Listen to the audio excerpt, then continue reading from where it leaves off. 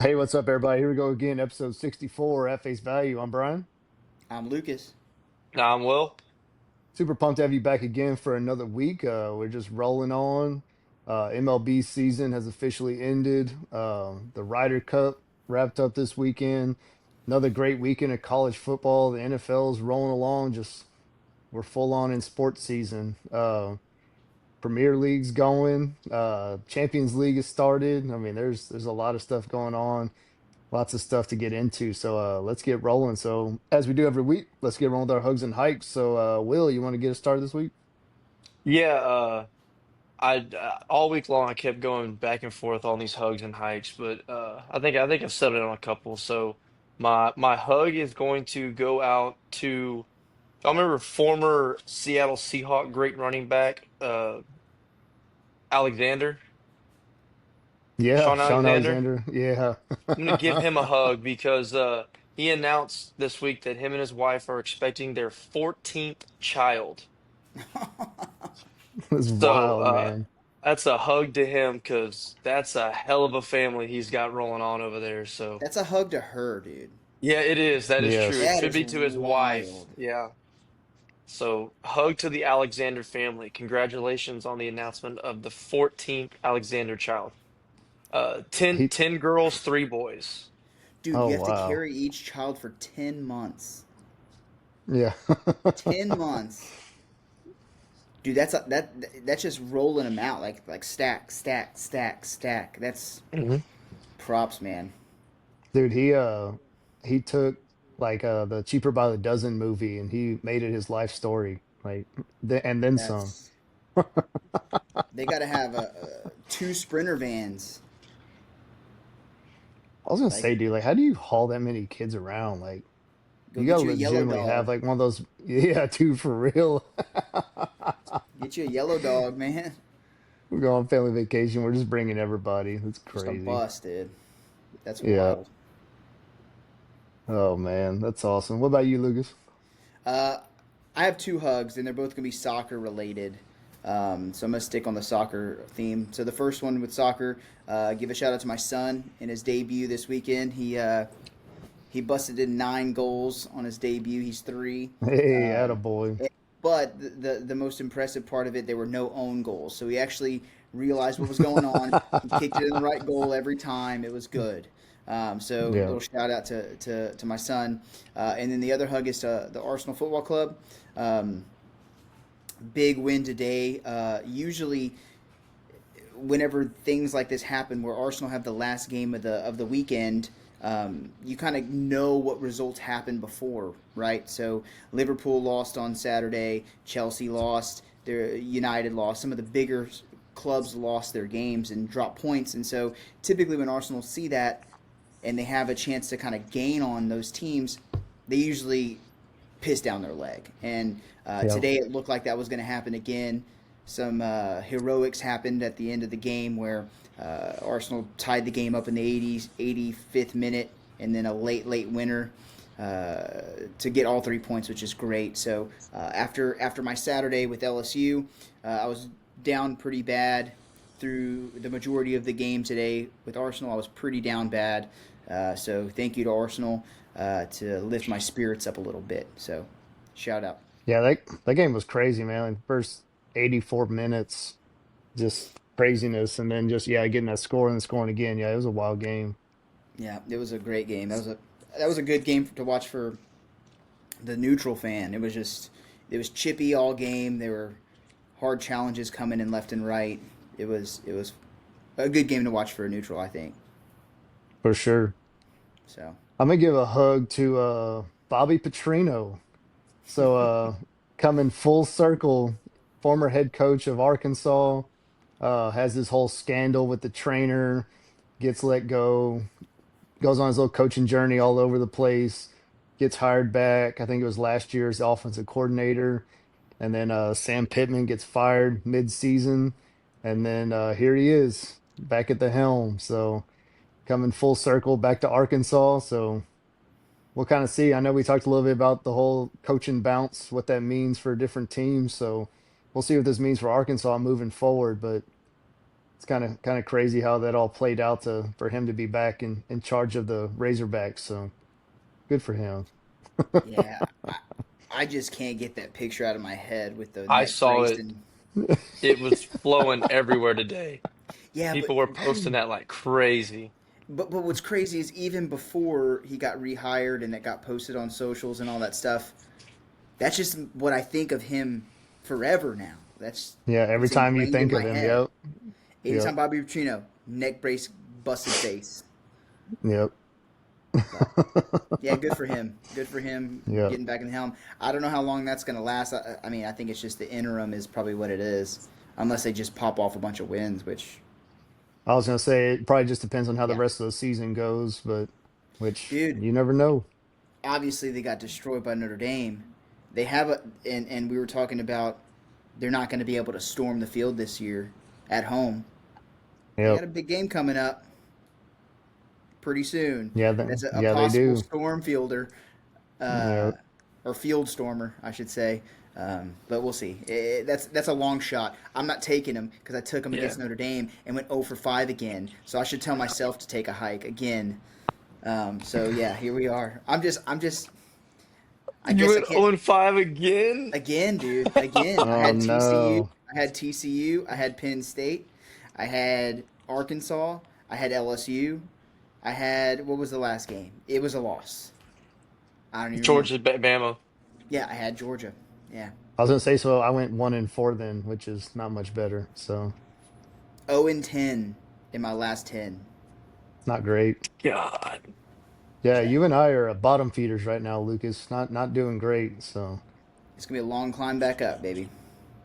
speaking of, shout out Danielle for tying with Will, leading the picks thus far. So good for I her, wonder Yeah, man. I wonder how they did this week.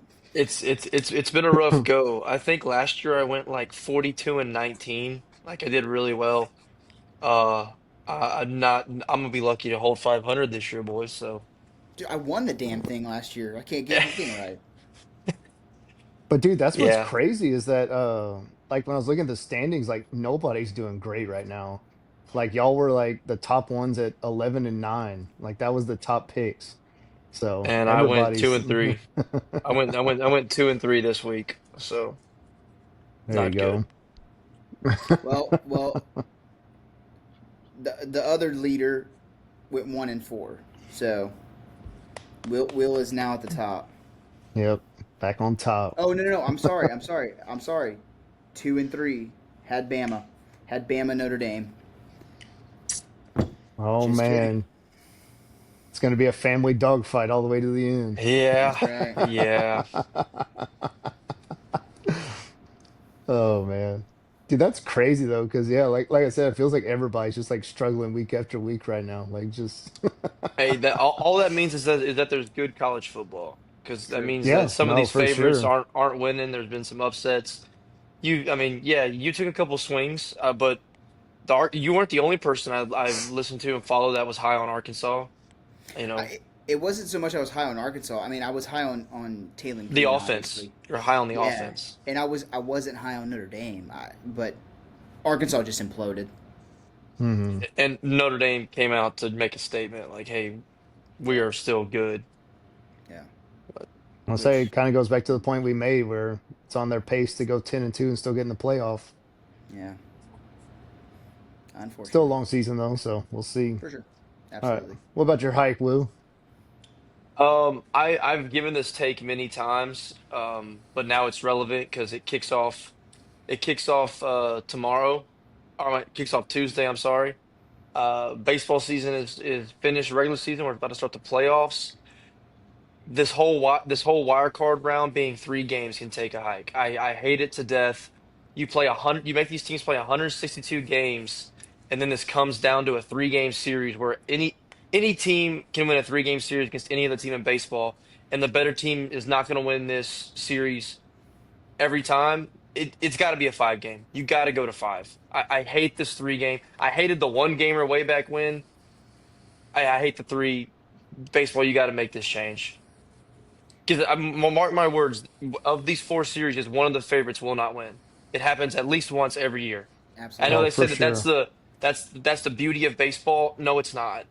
this is such a long season, such a long grind for these guys, and you make it come down to this. I hate everything about it. I'm with you. No, I agree. It does get frustrating for sure. So, I mean, well, especially if you are one of the teams, like I know the Astros, when they were in their peak, they never had to deal with that. But I mean, I could see, especially like we've seen the last few years, those teams that have been stuck just haven't played that 3 game, then they get bounced, and it's like they were favorites going in. Like I know the Dodgers have been a huge casualty of not just the 3 game, but even the 5 game. So, but Yeah. falling victim to the hot team at the right time.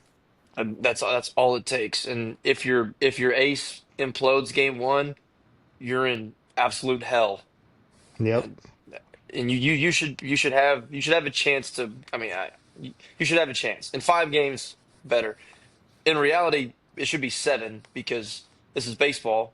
But I understand the length of time and how much that Yeah. takes. I get all that, but through 3 games got to go. It's got to get out of here. for I agree. sure. What about you, Lucas? So I'm gonna tell the Big Ten to take a hike. So for the last, I guess, 2 years now, the Big Ten um, has pretty much gaslighted the SEC to go to a 9 game schedule. So obviously the SEC's been doing 8, 8, 8. Big Ten said, "Hey, we're better than you.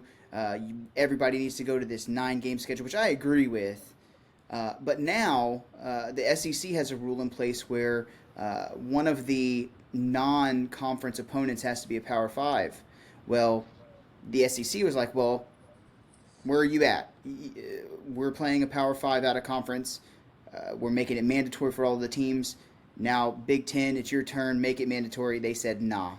So this whole time, the Big Ten just gaslighting the SEC to go to this 9 game schedule, and then they're still going to allow 3 cupcake games on the back end, where Indiana's going to schedule Ferris State and Wright State and Kent State to boost their record by the end of the season. So the Big Ten can take a hike for the gaslighting that they did the entire time. Finally, when it comes down to it, everybody's on an equal playing field, but they're sitting back and saying, "Nah, we're not going to do that.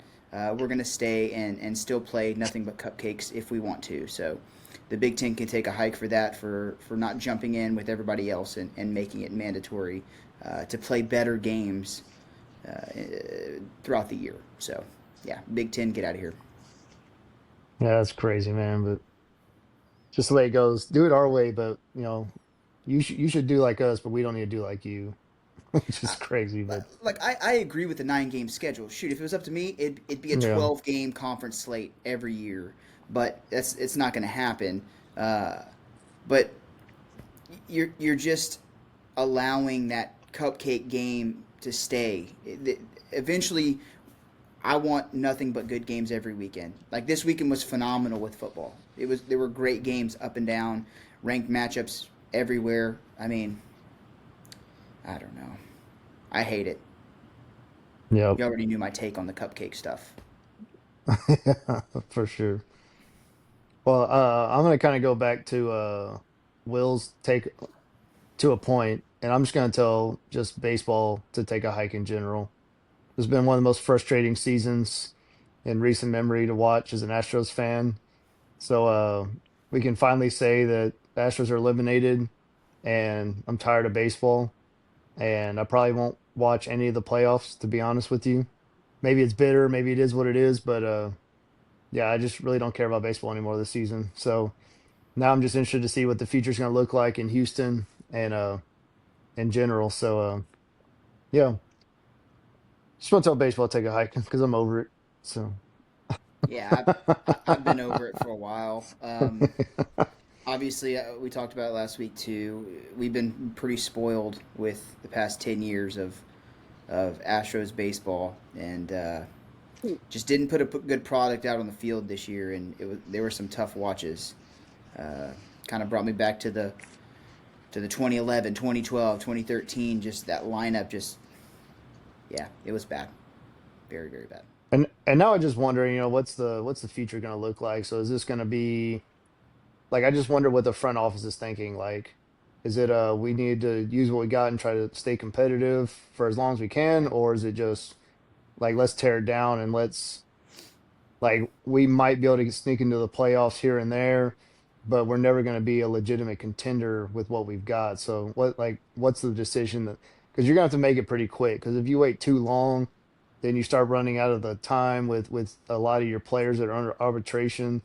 So it's just you got to decide one way or another pretty soon, or you're just going to be stuck in the middle, which like we've said over and over again is the worst spot you want to be. That's exactly where we're going to be for the next 2 to 5 years until we either hit something crazy or we just tear it down completely at that point. But we are now going to be fighting for a wild card spot for the next, I think, two to 5 years. Look at the Cardinals. Look at the success that they had for the longest time, and Hmm. now they're relatively irrelevant in the Central.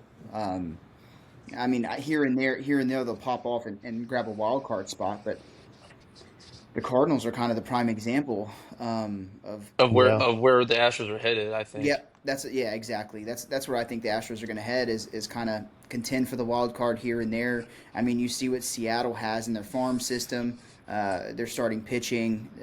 Seattle are set up over the next 8 years to kind of control this division because the Angels aren't going to do anything. The A's aren't going to do anything. The Rangers have a decent farm system, but they have a lot of older arms Hmm. and talent that's been kind of explosive for one season, like Adolis.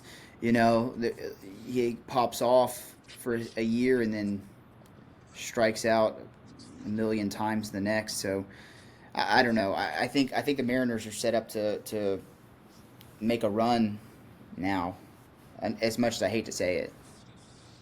I was gonna say because they're one of those fan bases that like they're starting to get to the point of being annoying, and so I'd rather them not, especially if they make a run and win it all. Like that would probably be the worst part about it.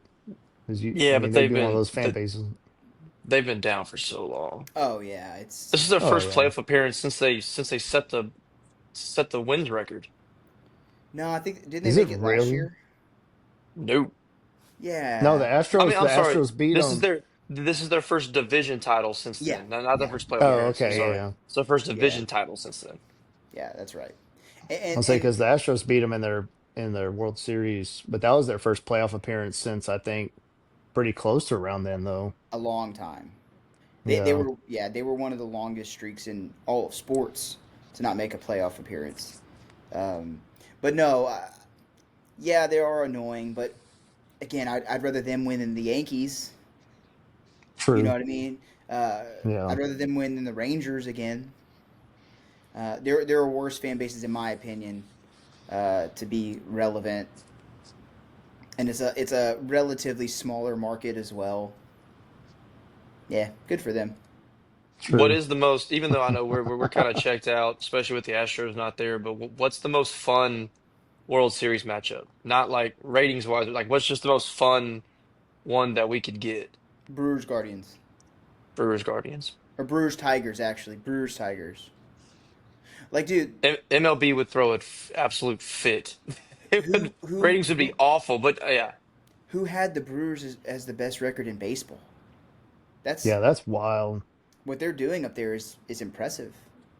after Because what losing was who was regarded as one of the best coaches to your division rival, Yeah, and then they just seamlessly picked right up and kept going. for sure. Same thing with Toronto winning the East. Not a soul had that. No, not a shot.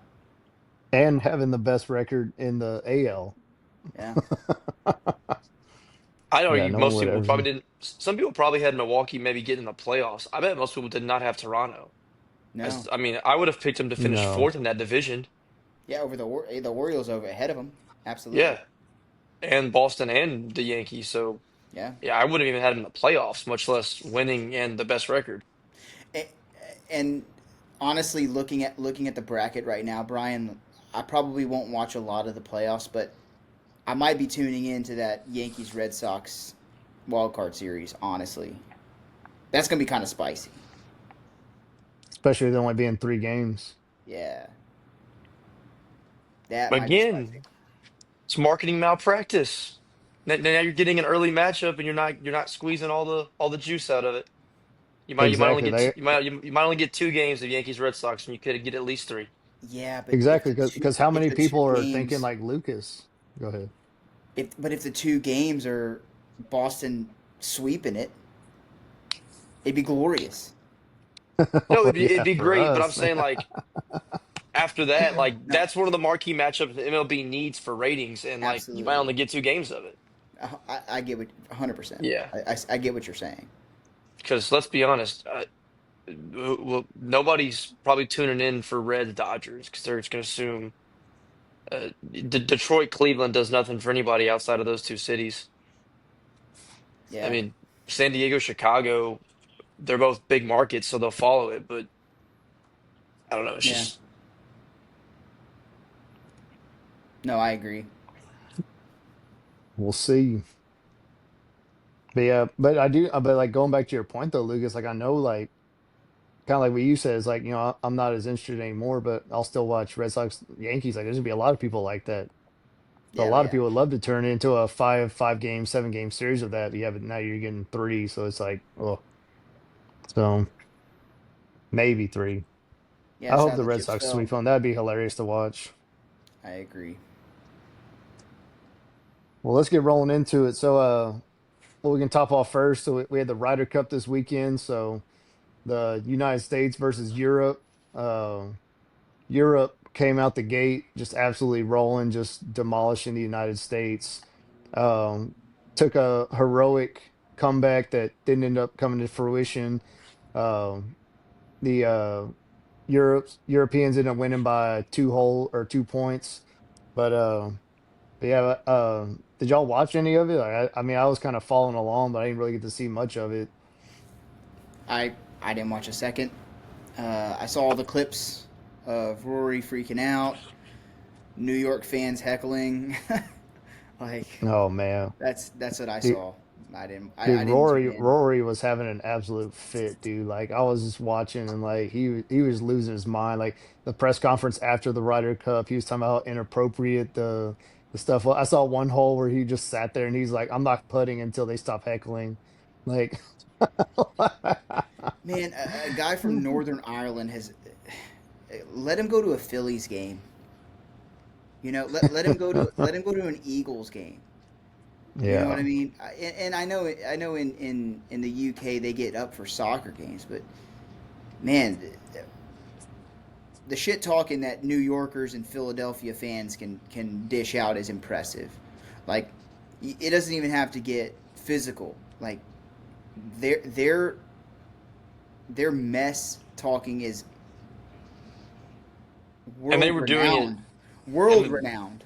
they were doing it in the middle of an absolute beatdown. That's I yeah. mean, we were getting our what's kicked in at that point. I mean, coming into the day, it was 12-5. Yeah, Scotty hadn't world won a Yeah. match. The world number one hadn't won. yeah. Scotty was on. If he did not win today, he would have been the first American to go 0-5. I think on American soil or something. The Oh best golfer wow. in the world but almost went 0-5 in the match in his matchups. Yeah.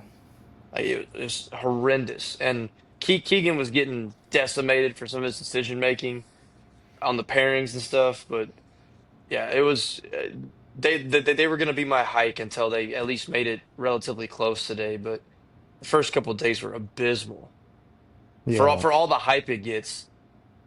Just bad golf. Well, I was gonna say because like the last few years, like I mean, did we win it last year? Or We two did not years win One. the ago. last one. That was 2 years ago in Rome. The Yeah. we won it. We won it the last time it was on American soil. But I got you. the last they've won 11 of the last 15, I believe. Like it's been pretty one-sided. That's what I kind of thought. So Bring back that's Tiger. tough. We need Prime Tiger and Phil back on the course. So Yeah, I don't know.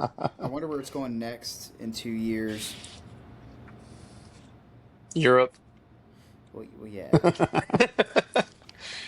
It's going in Ireland to Ireland. Oh. Well, see, look, Rory can get the home folks up and tell them to be loud and talk crap and everything over there. It's the Oh, 100th I'm sure they'll be anniversary ready, too. dude. Oh, really? Oh, Yeah. yeah, they're Oh gonna be man. hyped up, man. I'm sure the Irish can dish out a little bit, but I mean, New York smack talk is world renowned. I don't even want to think about that. We're gonna get absolutely killed. Never know, man. Charlie Woods might be Yeah. coming up, dude. To two We we years. we may not score double digits. Hey, aren't That might get bad. aren't there quite a bit of Irish that live in New York? Isn't that like one of the big like Irish and Italians? Aren't those like the two Yeah. big? Yeah. There you go. So it's probably your own heritage that's dogging you more than anything. I mean, you're not wrong. Oh Not man, wrong. that's awesome. Yeah. Well, that's Yeah. awesome. Y'all got any other sports to go? You want to touch on the Champions League at all, Lucas, or you want to touch on soccer at all? They played one match week so far in the Champions League. Match week two's this week, so Thursday or Tuesday, Wednesday, and Thursday there'll be matches in the Champions League. I think next week they're already back on international break for national team duty. So it's just kind of that time of the year where, uh, with World Cup qualifying, like ramping up pretty heavily for next year's World Cup, these matches matter, and so a lot of these players are going off on duty to try to qualify their country. So the Premier League standings right now, Liverpool is in first. I think they have a 2 point lead. Arsenal in second. Um, there's been some decent surprises up at the top. Crystal Palace has been playing phenomenal, who just beat Liverpool, and they lost they've lost quite a few of their stars, which is impressive on their end. Um, Man United's still down at the bottom, which is hilarious. Um, That's but crazy, man. but yeah, so top five is Liverpool, Arsenal, Crystal Palace, Tottenham, and Sunderland are actually sitting at fifth, which they're a newly promoted side. So that's a pretty decent surprise. And they splashed some cash. Um, Again, I won't get too deep in the weeds since you probably don't know a lot of the players. But Granit Xhaka, which is Arsenal's midfielder for a very long time, he's a Swiss international, is out at Sunderland, kind of leading the charge over there. So it's pretty cool to see. But yeah, So Man City, they just kind of aged out, I guess. Like they just yeah, man, they have a pretty much a brand new squad for the most part. I mean, Holland's still there. You have a few of the mainstays, but De Bruyne is out. I think he's at Napoli now in Italy. Um, yeah, they've pretty much phased out a lot of their stars. So yeah, they just have a bunch of brand new people. But Phil Foden's still there for sure too. Um, but they won 5-1 against Burnley, who are J.J. Watt's Burnley, who are just not very good. I was gonna say I don't know how he did today, but I heard when Holland scored against Arsenal that it was like 13 goals in 8 matches or something like that. Like Yeah, just unbelievable. yeah, he's still scoring goals at a crazy pace, which he's really. I mean, he's obviously very good. Um, but they also dropped.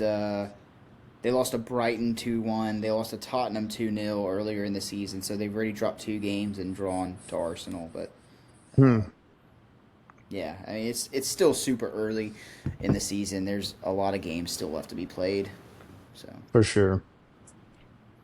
That's why Will, you you got to play the get on it, man. game. You got to get on it, Will. Yeah, guys, I don't have any more room in my fandom right now. I'm too locked in on what I got. Dude, If there's 10:30 this morning. if there's an opening though, they are number one on the list. If I find an opening, they are sitting there on deck, ready to roll if I ever find an opening. Dude, kick the Texans and Yeah, start watching Arsenal, man. Hey, they had a yeah. big win today against the Tennessee Titans. Against the second worst team in football, Dude, I actually said that exact Who's the same first? thing today. the New Orleans Saints. Oh, The New hey, Orleans dude. Saints. Dude, Honestly, they I hung was in gonna there. say today, yes. They actually hung with the Bills in Buffalo. Like, it was a one possession game in the fourth quarter, which is wild. That is fair. That is fair. But well, yeah. I mean, maybe there's some. Maybe it's close. It's close.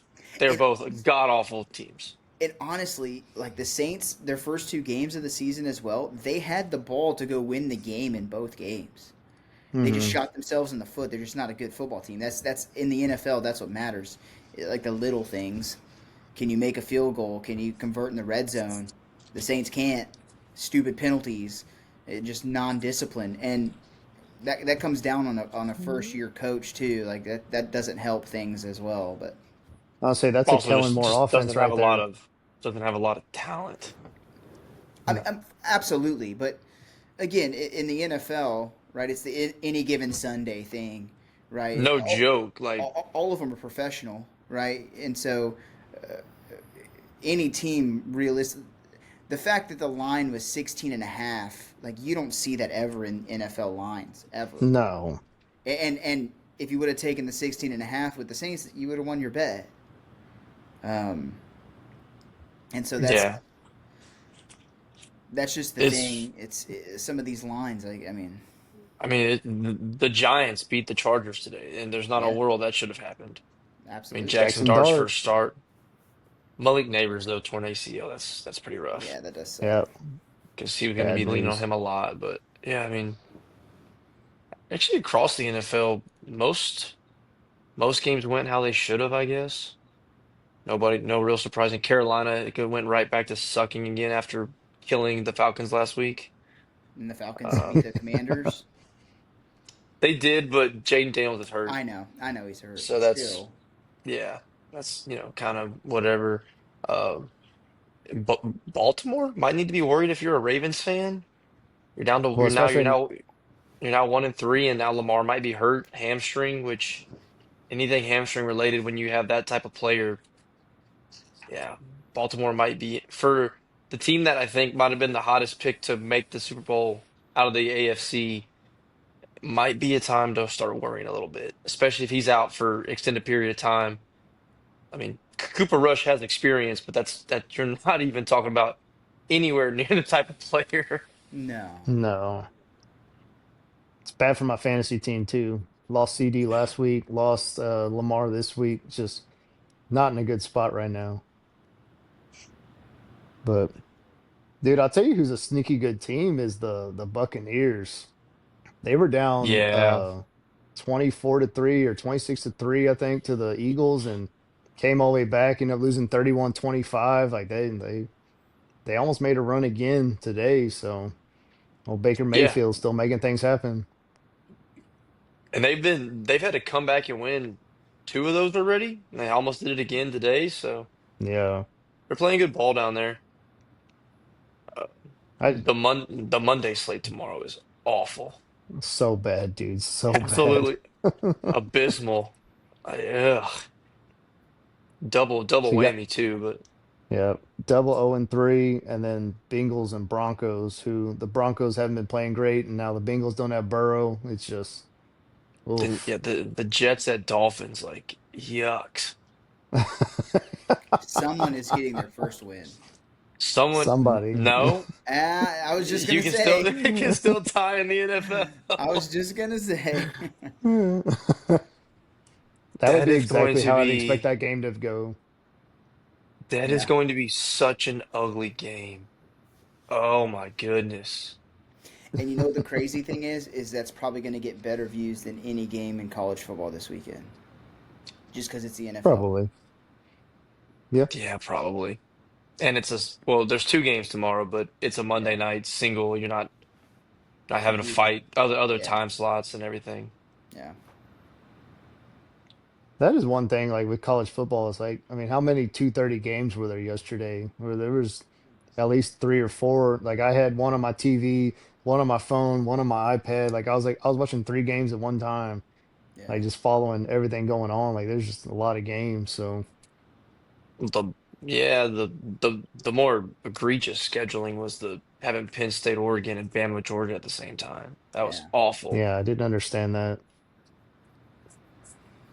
I don't know. Well, speaking of some college football, let's get into Yeah, it. might Yeah. as well Let's go. just roll right into it. Yeah. So another great weekend of football. I wanted to make one note before we get into Friday, is how Army who 2 weeks ago beat Kansas State, the uh, former favorite to win the Big 12. Then they get blown out 28-6 by East Carolina Mm. on Thursday night. Army has one win this season, and it is against Kansas State. So, What the heck, man? yeah, I didn't even just see crazy. that. Yeah, just Not rough, Wow. great. man. Just rough. Not great. Yeah. So we'll see. Kansas State did bounce back, got their first conference win this weekend. So I don't know, maybe they'll right the ship a little bit, and there's still plenty of games to go. Wait, Um, so are they 1-1 in conference now, or are they 1-2?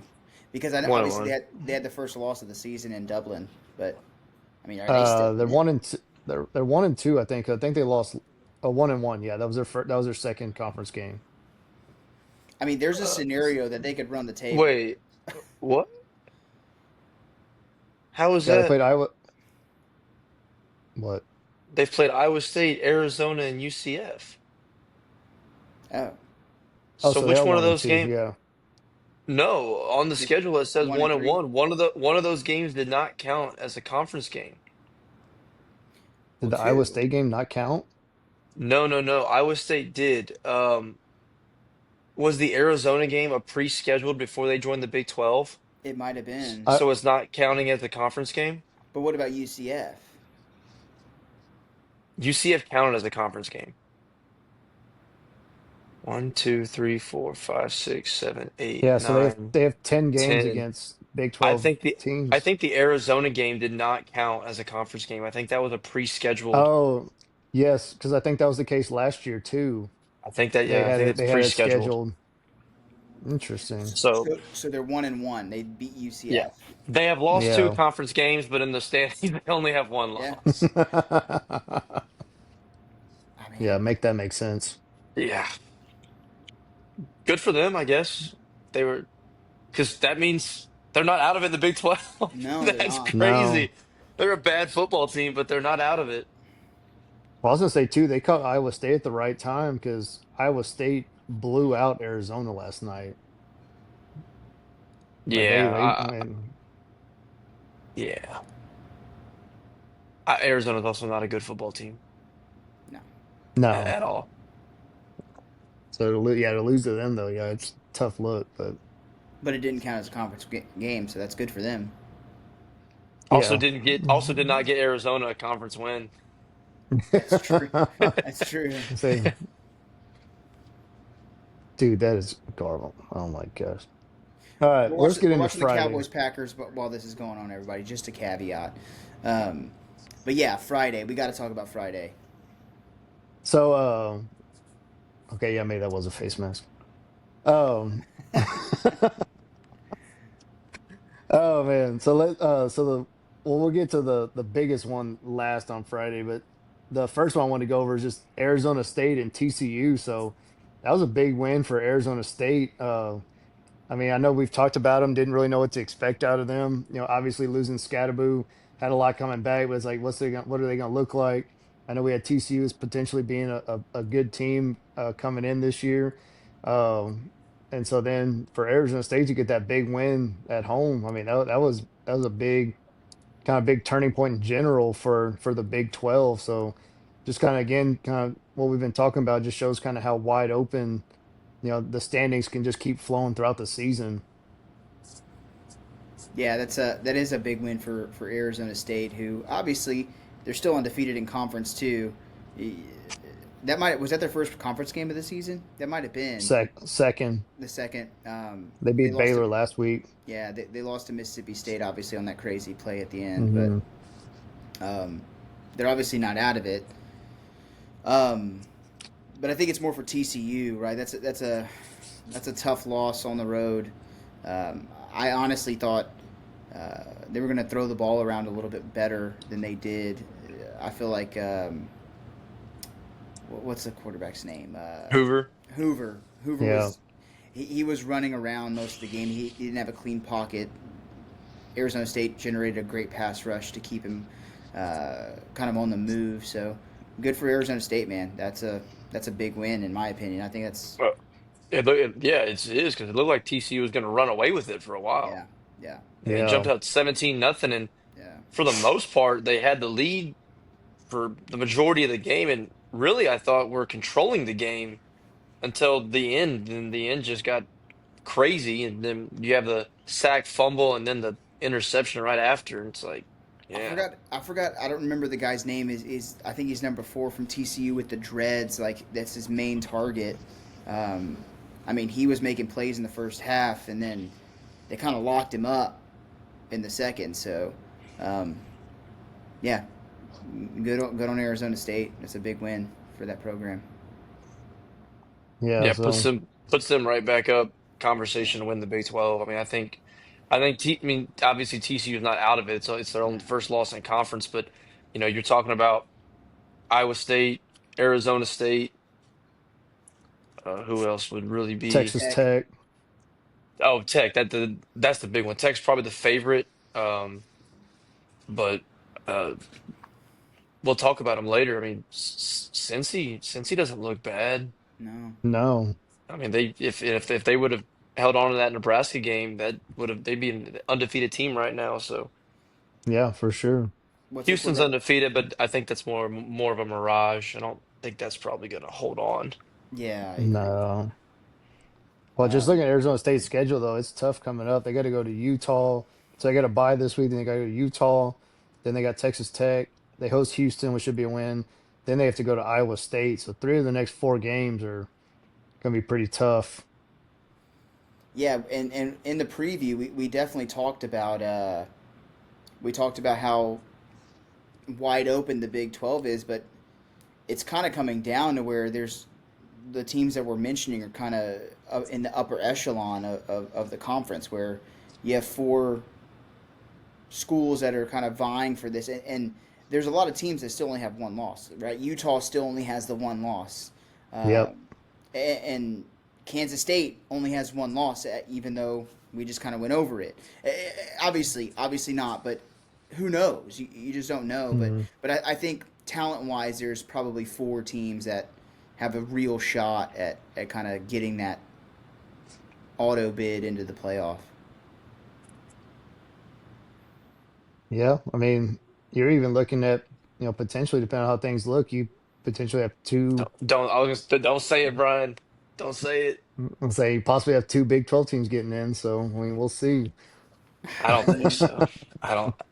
I thought that preseason. I don't think that now because the ACC's come up hotter than we thought, and the Big Ten might still be really good. I mean, with the way the SEC seems like it's kind of just devouring itself, you might have an SEC school that gets bounced if you have a 2 loss Big 12 team. You know what I mean? Mhm. Man, I don't SEC, know. SEC's get if there's 4 teams with 2 losses in the SEC this year, they're all getting in. I don't know if there will be the way I it's don't. I don't. going Yeah, because whenever we did the preview, like Mississippi State might be a tough out. Mississippi State's a very tough out.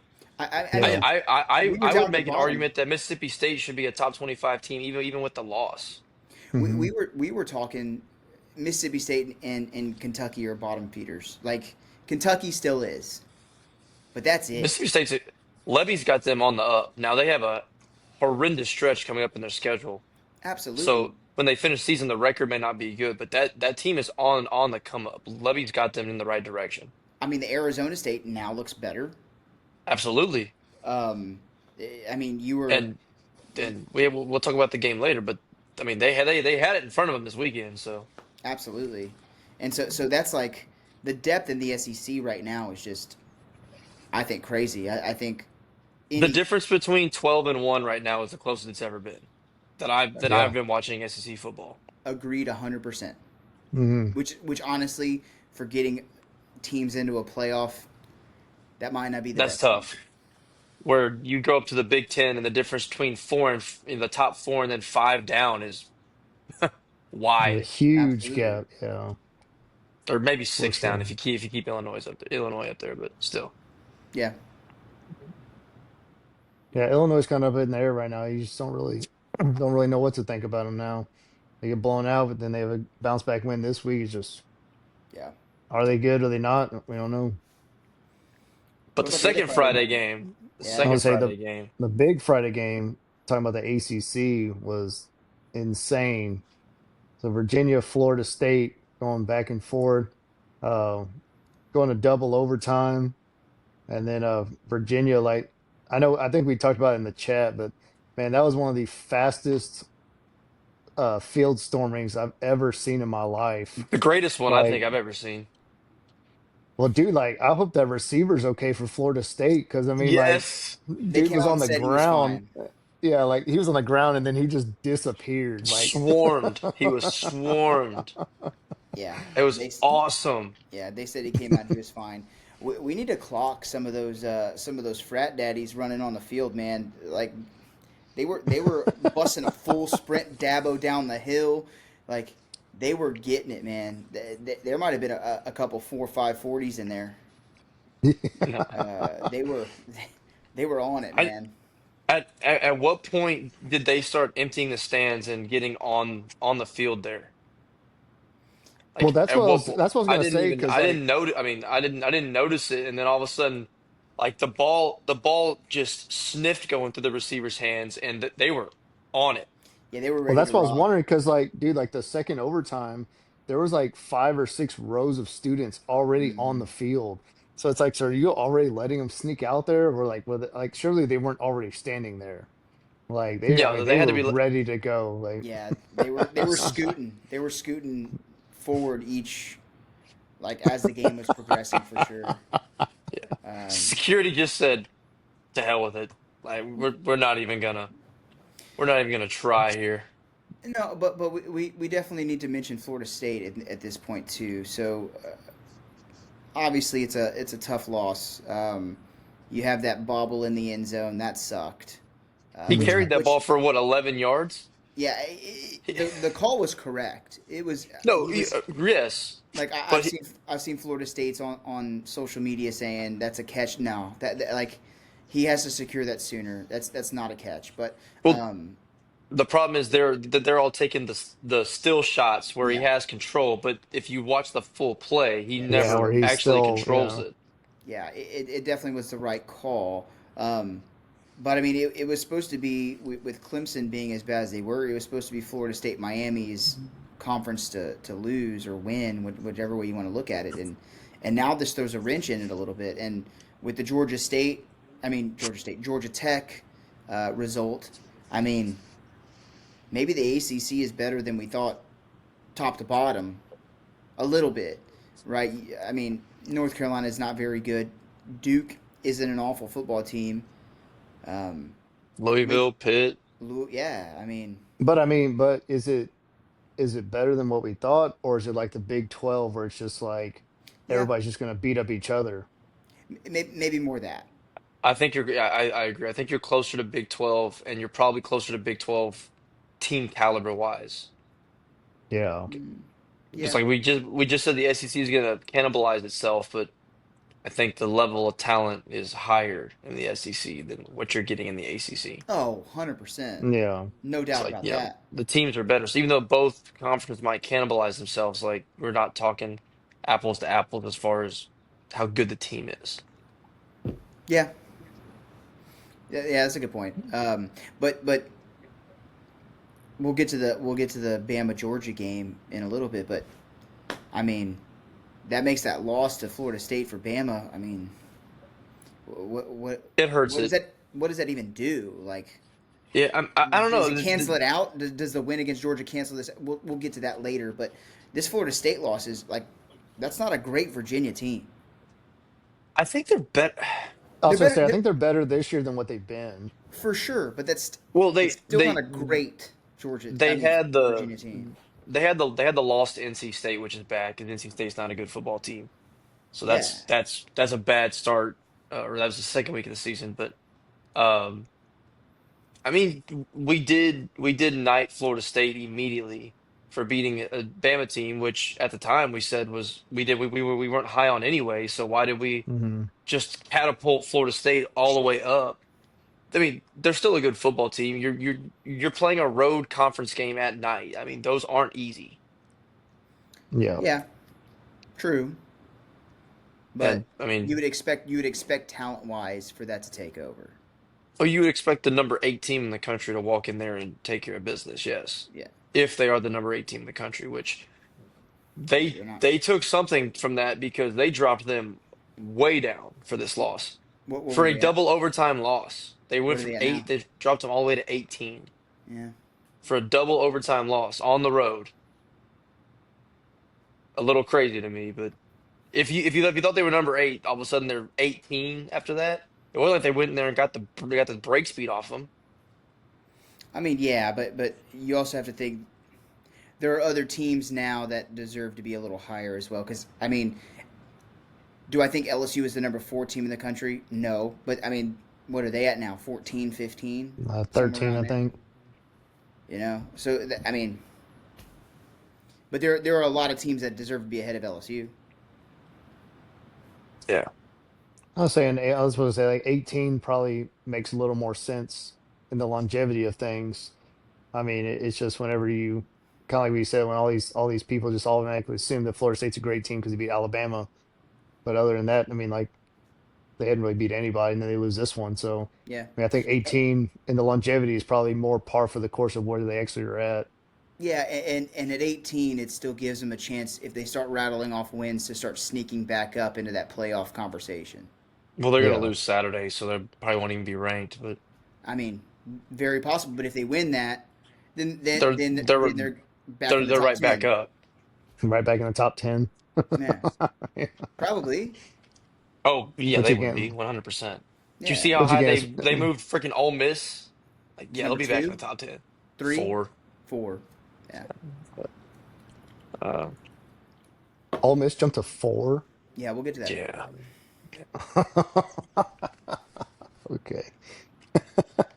All right. Yeah, that was the two big Friday ones. So this Saturday, one of our pick'em games. We talked about it earlier. Notre Dame and Arkansas.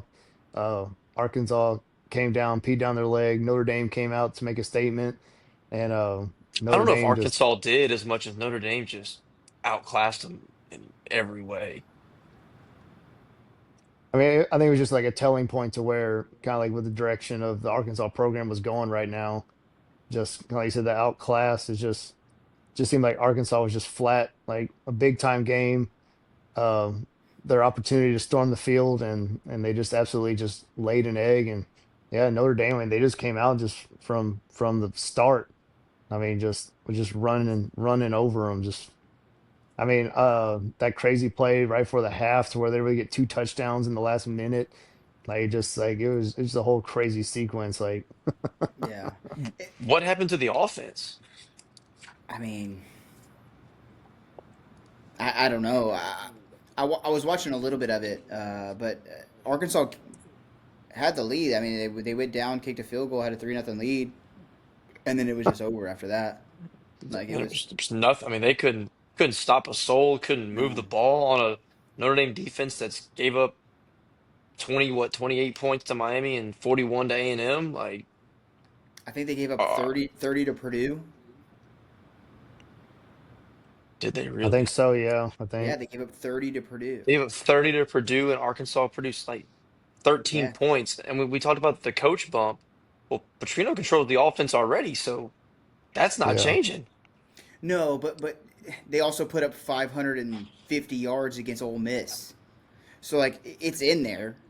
I think it Well, all and I was falls gonna on say Taylon like Yeah, but Green. I guess like it's like what Brian said. They just fell flat. Like the offense Yeah, just didn't show up at but all. but I think the whole offense is predicated around Taylon Green playing well. And against Ole Miss, he played like out of his mind. And then in this game, I mean, he played very well against obviously Memphis. They lost to Memphis last week, but Taylon Green was playing just fine against Memphis. Yeah, not Like his fault. Again, defense is atrocious. yeah, the defense can't stop anybody. But Arkansas put over 500 yards against Ole Miss, and we saw Ole Miss. I mean, I don't think their defense is great, but I mean, LSU's offense is just awful and couldn't move the ball against them. But Taylor Green must have had an awful game, and his numbers show that he didn't have his normal crazy good game.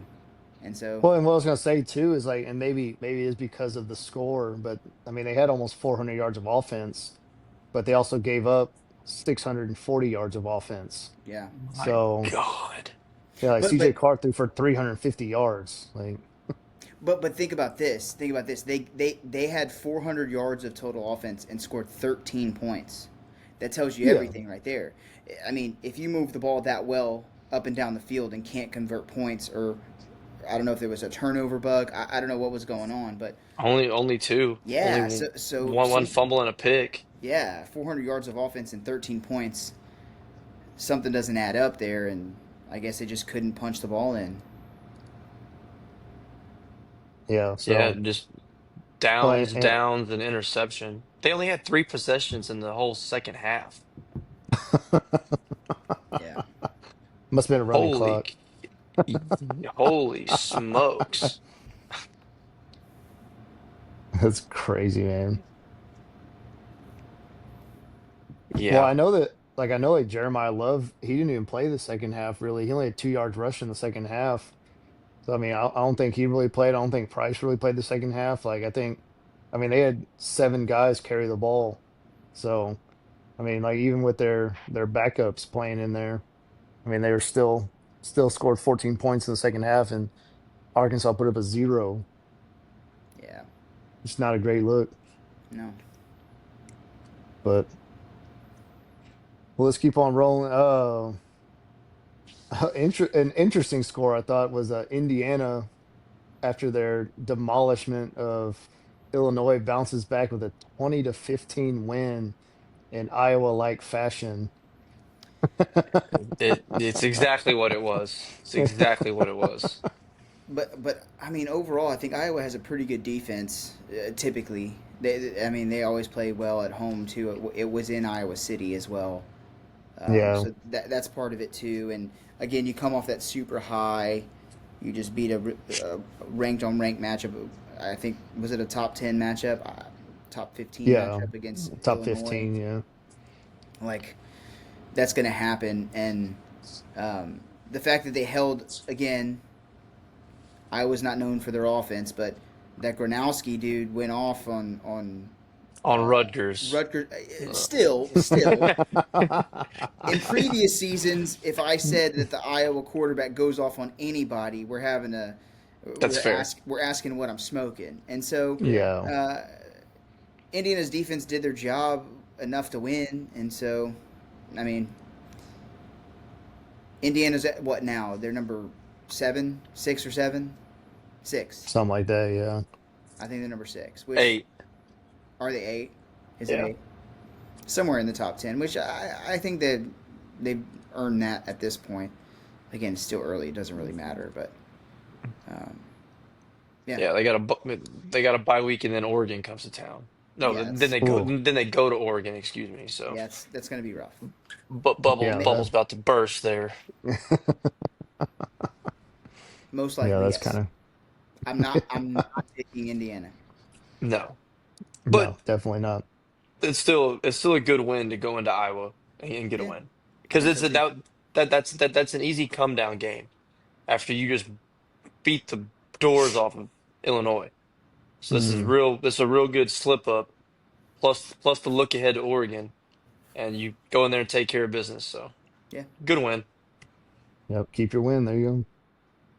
And then Georgia Tech sneaking one out against Wake Forest mm, when Yikes. they were down the They were pretty much the dead to entire rights. game. Yeah, and found a way to sneak it out. So I do like that Wake Forest went for the win. That was one thing that I did appreciate.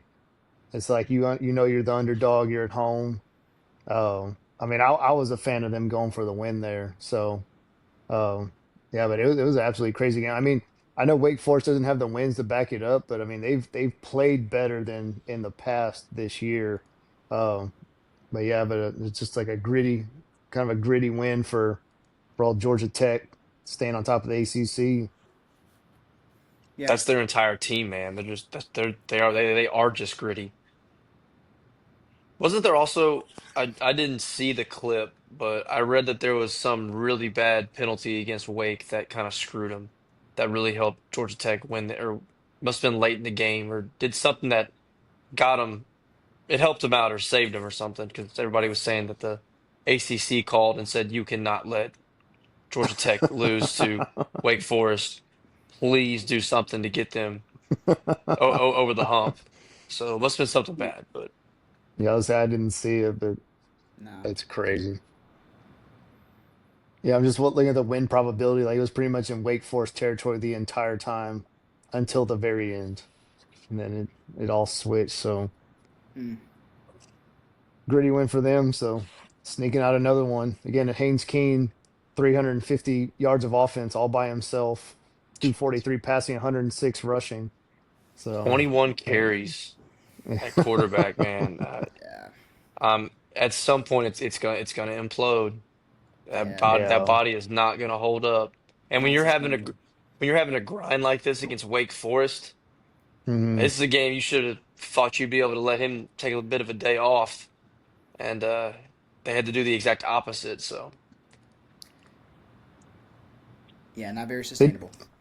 yeah, they got a bye week this week at least, so hopefully he can come back and be ready to roll. So um and then some of our big games, Ole Miss LSU, uh, kind of a dumpster fire there for a while. Yeah. It looked like at one point that nobody wanted to win the game. I mean, it was one team give up the ball, the other team would get it right back. I mean, it was just a kind of a nightmare scenario. So, I know Lucas, you have a little more insight than I do, but Yeah, so LSU obviously their defense is I think their defense is elite. They're going to keep them in every game that they play. Um, but to be on the field for 49 plays in a first half, I mean, you have you have Whit Weeks puking in the middle of the game because they're having 18 play drives where they're going hurry up and it, I mean, no, that's because Kiffin had an all time yeah. deal with that. Yeah, they were saying they were talking Kept about him up or fed him something or yeah yeah, that was Weeks at that was to the family dinner. Yeah, that was no, an all time plant done by the Kiffins yeah, there. it's no. awesome. LSU's offense obviously has a ton of questions. Man, they can't run the ball. Nussmeier's throws do not have the Is he same hurt? zip. I mean, Is he hurt? so Because after you he do has to not be lose zip. You do not lose zip, Lucas. You can question his decision making and some of the for throws he's sure. made, but the zip is gone, and you don't just lose that. Like he had a ball like one of the longest plays of the day was like a 54-yard pass downfield and it was underthrown bad, and then he had Yep. another one where if he just leads the guy it's a touchdown, and last year he was making those throws 9 times out of 10 like they were on stride. Like I don't know, something's not right, and they've kind of addressed that he's had an oblique. He's been dealing with an oblique injury over the course of fall camp, going into the season, whatever. And then after the game, he pretty much is like, "I'm not going to talk about my health, all this stuff." So definitely something going on, but still, like you saw Arkansas rush the ball for over 300 yards, like, and you can't run the ball. LSU ran the ball 9 times You had in the game. 57 rushing yards, I believe. Yeah, and they ran the ball 9 times. Like Like, it's a real problem, man. no, it I absolutely is. And and the flip is crazy because coming in the year, the only concern is the defense going to be good enough for LSU to be national title good, and it's been better than they could have hoped, and the offense has fallen completely flat. and that's the thing. That's the thing that's as an LSU fan is super frustrating. Um, so LSU 2 years ago had the best offense in America when Jaden Jaden Daniels won the Daniels. Heisman, and the defense was absolutely atrocious. Like couldn't stop anybody. And then now, 2 years later, you have an elite defense, but you can't move the ball for anything. Like it's just super frustrating that it all can't come together. But they got to figure it out, and there's still time to figure it out. But if Nussmeier is an injury problem that's going to linger, obviously we saw we saw last year with Texas with Quinn Ewers dealing with an oblique injury. He wasn't the same quarterback even a little bit. Mhm. Um, but there's still no excuse. Like get the ball in the put your hand in the dirt, run the ball. Like that's what you got to do if you want to win a game. And they couldn't do that, and that's what kept LSU's defense on the field for the entire first half. Like you run 49 plays in the first half. That's insanity. And to expect the defense to eventually. So, I mean, LSU's defense gave up 3 points in the first half with 4 minutes to go. Like they were doing their job, but at Yeah. some point they just tired out. Like you can't sustain that. And then after halftime, they shut him out in the third quarter. Like Ole Miss didn't do anything. And then once the fourth quarter rolled around, again they were starting to get fatigued after that first half beating. And so yeah, it just and the thing that pisses me off more than anything is in the second half, LSU started running the ball and sustaining drives. Like where was that in the first half? Yeah, If you exactly. do that, you probably win this game. Um, but again, Nussmeyer, I mean his decision making on that deep ball. So it was like a double post, and honestly, I think he was trying to hit the deeper post, and the ball just didn't get there. Like if you look at it, if you look at the replay again, uh, there was the inside receiver ran like a shallower post, and he underthrew the shallow post, but the guy behind him was wide open for a touchdown, and he underthrew it. So again, man, but the crazy thing is like some of his sideline throws, there was some zip on the ball, and it was getting there. It's just I don't know if it's footwork, mechanics. It might be he might not be that hurt, and it's just he's just off. Yeah. But And There, they yeah. better they better figure out quick though, because I mean, it's not going to get any easier. so that's the thing. Yeah. LSU's three remaining conference road games are at Bama, at Vandy, and at OU. I mean, you have to win two out of three of those, and then at home against A&M, or you're not making the Mhm. playoff. Right. The winner of this game was pretty much a shoe into the playoff, if I'm being honest, because Ole Miss now only has Yeah. dude. Ole Miss's schedule is not bad. No, I mean they have OU and I think Georgia, Georgia. Georgia left. They lose both of those games. They're 10-2. yeah, more than likely. At Mississippi State to end the season will be The Egg is Bowl, the game yeah, LSU is the game that's their Kentucky game from last year, or yes, yeah, even their Florida game from last year, where yeah, you have to win that game. I mean, Trinidad Chambliss, anybody? I mean, dude, he did perform. dude. If he keeps doing what he's doing, there has to be serious conversation about a Heisman contender. Yeah, I think Yeah. 100%. I mean, just a diamond in the rough that did Lane just luck into this guy? I mean, if Austin Simmons doesn't get hurt, does he have the nuts to bench him No, for a Ferris State transfer? I don't think he does. no, not a No. shot. And that injury might have just got them into the playoff. Yeah, Because if Austin Simmons at quarterback, they are not 5-0 right now. no, So this is now what we kind of mentioned it a while ago. I think when you look at the problems that LSU has had, yes, they were ranked forward, the number four team. I'm not necessarily sure. nah. This is a crazy jump to jump LSU from 13 all the way to four, in my Yeah. opinion. Like, Oh, that's you mean Ole Miss? I mean Ole Miss. I'm sorry, that's a Yeah, crazy jump to bump them all the way up to four after this. Because again, LSU doesn't look as good as we thought they were going to be, and they didn't just go. This is a home game, and they didn't just stomp them. yeah. They didn't do what Indiana did to Illinois last week. Like it was still close, Yeah. But and their defense is not that good. no, their defense is not good, and that's Y'all's offense has more. I think y'all's offense has more problems than it was Ole Miss just shutting y'all down. agreed. Agree 100%.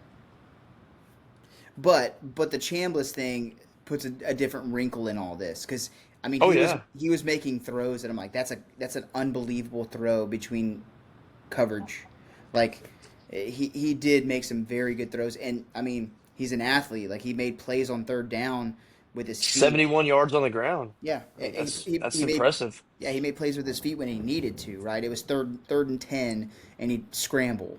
Um, so hat tip to him, man. He played an unbelievable game. They uh, clearly were the better team in this game. They won for a reason. Um, yeah, LSU's defense was gassed because the offense is abysmal. Is the breakdown of that? Yeah. Speaking of abysmal offense, Texas A&M and Auburn this weekend. So kind of a defensive standoff. Auburn's defense looked good. A&M's defense looked good. Auburn was giving Marcel Reed some fits, kind of making him make different decisions. A&M had Jackson Arnold absolutely spinning at some points. I mean, it was just kind of one of those ugly games where A&M's able to at the end of the day, you just want to win the game, and A&M was able to win the game and take care of business. So uh, made it interesting there. Marcel Reed throws that 72-yard interception that Auburn capitalizes on, but then I mean, like their offense really never had a shot to actually go down and make a drive to win the game. So go I ahead, didn't watch Will. You any. can give your Will, take I'm on it. sure. Yeah, I'm sure you watched it, Will. He I didn't didn't. I watch it. was He parking cars. Oh I yeah. was parking Well, cars for the fireman benefit, so I was keeping up with it on my phone. I felt like I watched it, and of course, then I went and watched all the highlights and everything, and so I got a good gist of it. But this was one of those things like when you play your C to C minus game and still win, I'll take it because the penalties, the errors, the mental errors were awful.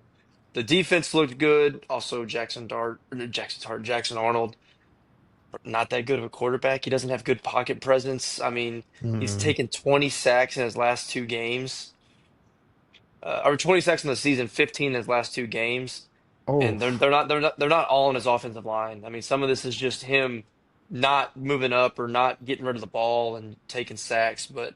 Um, good defensive performance. I did not think it was going to go that way. I mean, we get the ball, march down the field, 66 yards in 4 plays, and I was like, well, here we go, like the Notre Dame game. We're just going to start. Everybody's going to start scoring points. Not going to be much defense, and immediately it turned into a defensive game. But yeah, like Brian said, we dominated them. I mean, they do not score an offensive touchdown in this game if they don't return that interception to the 2 yard line. And to be quite frank, I thought there's a chance they may not score. Like we yeah, had no, them going backwards so much in the game. Um, yeah, the defense was dialed in. Gave Arnold fits. Yeah, Reed didn't play. He didn't throw for a lot of yards, but he is the ones he did throw. His decision making was the sharpest I've seen it this season, and he had so much zip on the ball. He was making decisive decisions. He was going through reads, making the right throws. Still had one overthrow, um, and then on the pick, it was just a wide receiver screen that he threw it too high. So the guy was coming back to the ball, and the timing of where he was supposed to be was off. So it wasn't like a bad decision. It was a tip ball. So yeah, kind of one of those yeah, things. Um, but we ran the ball. I mean, Le'Veon Moss ran for 139 yards. Finally, we're running the ball, and we had a couple. We rushed for over 200 something, and we had a 30 something yard one get called back for holding. So that was nice to see. Um, your run game get going because we're definitely going to need that. I said that early in the year. There's going to be a time where Reed's not going to throw for 300 yards. We're going to need the running game to carry us, and they pretty much did in this game. And it's 16-10. We missed two field goals. We had multiple drives that momentum got killed by a holding or a false start or again mental errors. So we should have scored. I mean the yardage. A&M had 414 yards of offense. Auburn had 177. Nothing about that says a 6 point ball game. yeah. uh, But 13 penalties for 119 yards. You got to clean that up because you're losing that game 8 times out of 10 just if you have that kind of penalties. Caveat to that is Auburn had 10 for 69 themselves. So that, just an ugly, ugly football game. But Well, and that's what I was saying yesterday is like because like 'cause I was watching both games and A&M Auburn had a ton of penalties. LSU Ole Miss there was just Dude, penalties just nonstop. I mean like I the mean, third quarter of the Ole Miss LSU game like it was just flag after flag after flag. dude, Like, it was this unbelievably. the second quarter, man, like Ole Miss literally had a 70-yard touchdown drive where 50 of the yards that they got were from penalties. 50.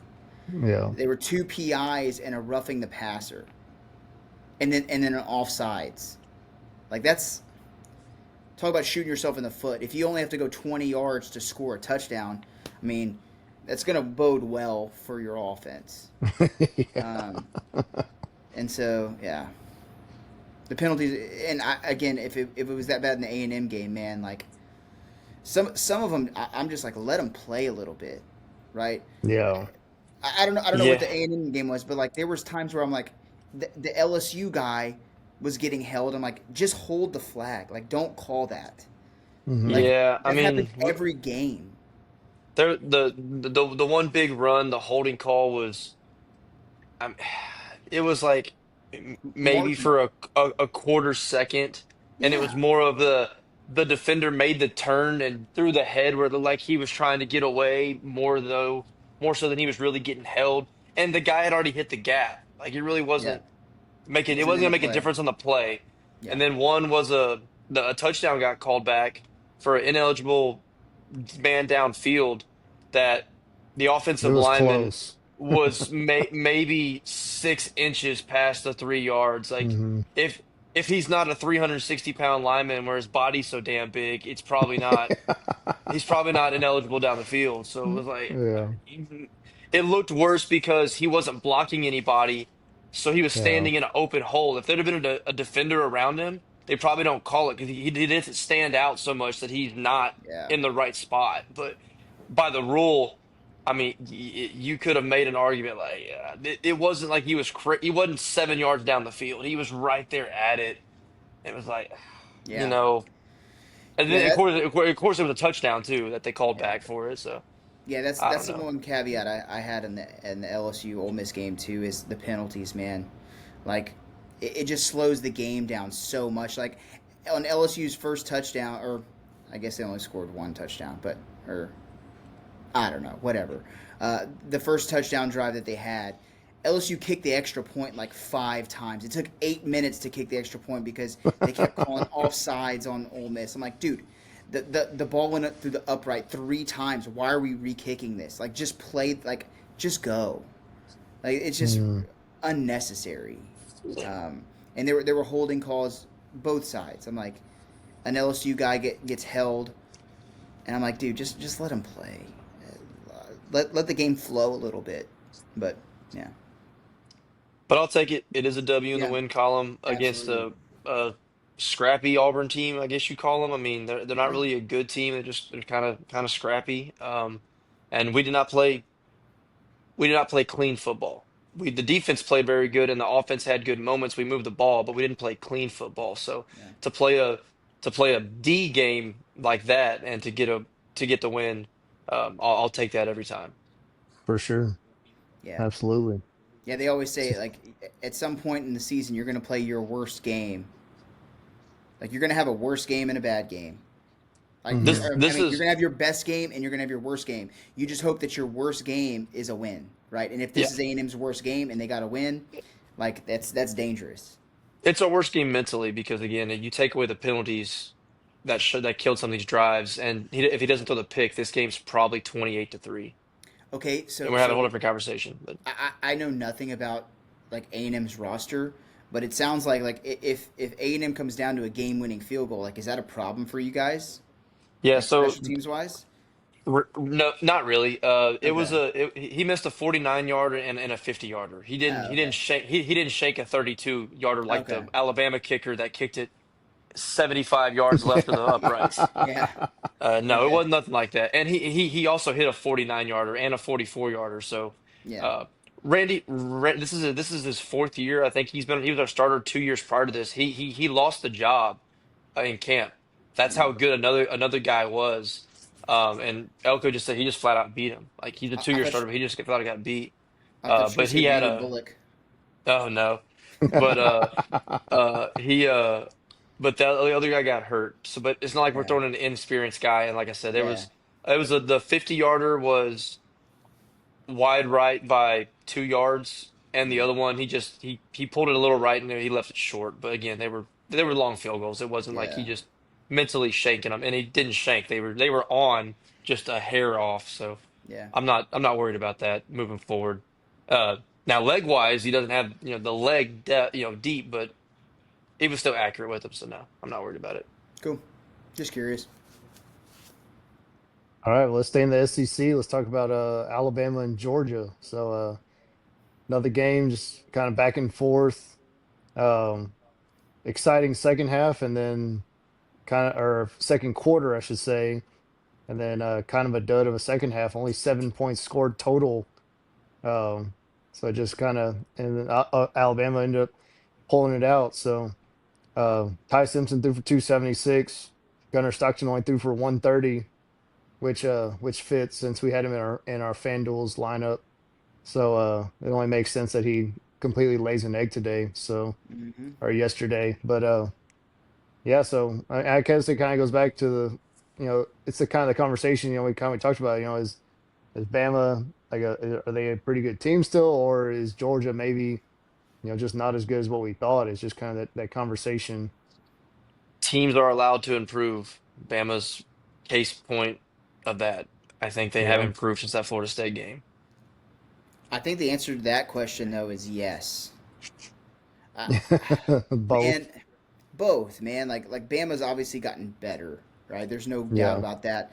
But like, go back and look at the Tennessee game now. Like, maybe Georgia's more suspect than we thought, and we said that last year as well, right? Yeah, Georgia losing as bad as they did to Ole Miss last year. Like they didn't lose to Ole Miss; they got destroyed by Ole Miss. Like Tennessee had them on the ropes. mm, Tennessee had a game-winning field goal that they missed, and we're talking about a different Georgia, like a two-loss Georgia already. You know what I mean? Like those are the breaks. I mean, go back to yeah. the Georgia Tech game last year against Georgia.